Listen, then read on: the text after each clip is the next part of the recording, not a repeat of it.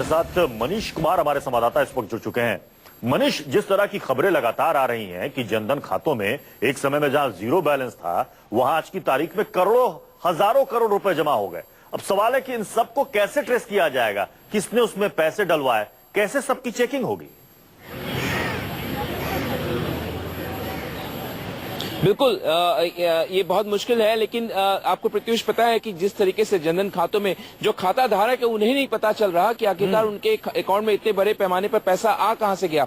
तो हमारे सूत्र वित्त मंत्रालय के बता रहे हैं कि जो खाता धारकों की डिटेल जो है बैंक कर्मी निश्चित तौर पर मुहैया करा रहे हैं, और जो इन अकाउंटों में जो पैसा जमा कराने वाले लोग हैं वो राजनेता है, स्थानीय दबंग है। क्योंकि आप देखें एक सिलसिला चलता है कि अगर कोई स्थानीय नेता होता है, उसका इन्फ्लुएंस होता है, उसके पास ज्यादा से ज्यादा जनधन खाते इनके खुले में उसको जानकारी होती है, तो वो उन खातों में अपना पैसा ठिकाना लगा रहा है। इस बात की पुख्ता जानकारी वित्त मंत्रालय को मिली है।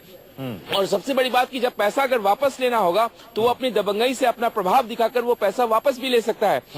इस फिराक में देखिए कई लोगों ने, कई जो हमारे सूत्र बता रहे कई राजनेता और दबंगों ने जनधन खाता धारकों के पैसे में जमा कराया है जिससे उसको वापस लिया जा सके। और न केवल ये यूपी बल्कि आप देखिए बंगाल में इस चीजों को काफी देखा जा रहा, नॉर्थ ईस्ट राज्यों में ये चलन देखा जा रहा। जो हमारे सूत्र बता रहे हैं कि इस तरीके की चीजें जो है नॉर्थ ईस्ट स्टेट्स में देखी गई। तो जनधन खातों में भारी दुरुपयोग, लेकिन अगर पता चलता है इनकम टैक्स डिपार्टमेंट को कि जिन लोगों ने ऐसा जमा कराया और अगर ये ऐसा हुआ होगा तो कौन लोग जमा कराने वाले हैं, ये भी पता करने की कोशिश की जाएगी। उन पर बेनामी कानून के तहत सख्त कार्रवाई की जाएगी।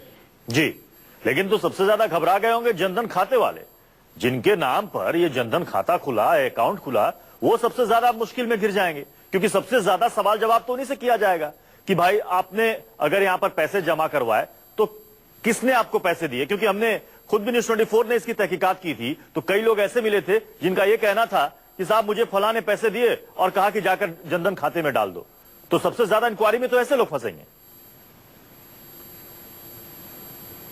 बिल्कुल, और आपको याद होगा प्रत्युष की मन की बात में प्रधानमंत्री ने इसी बात के संकेत दिए थे। उन्होंने लोगों को आगाह किया था कि जनधन खाता जो है, जो गरीब लोगों का खुला हुआ है, उनके भावनाओं से न खेले, उनके साथ खिलवाड़ न करे।